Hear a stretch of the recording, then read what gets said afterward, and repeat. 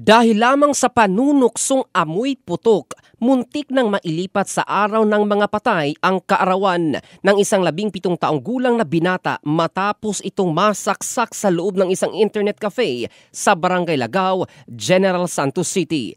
Kinilala ang biktima bilang si alias Nognog na nagtamo ng malubhang sugat sa likod na tumagos hanggang sa kanyang dibdib.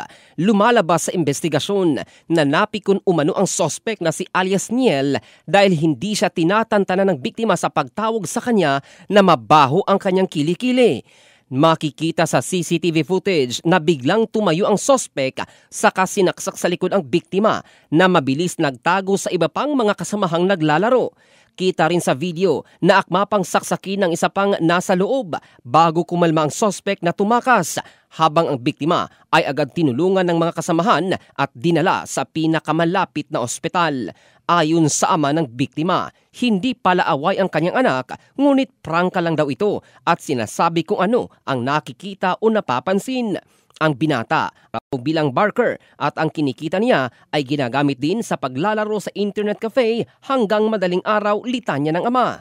Samantala, sumuko naman si alias Niel kasama ang kanyang mga magulang matapos mag-viral ang insidente sa social media. Sinabi ni Police Colonel Nicomedes Olivar Jr., hepe ng General Santos City Police Office, dahil minor de edad ang sospek, agad itong dinala sa Bahay Pag-asa sa Barangay Sinawal para sa karampatang aksyon. In the heart of changing lives, ito si Jofel Candado ng Brigada News Philippines, the Music and News Authority.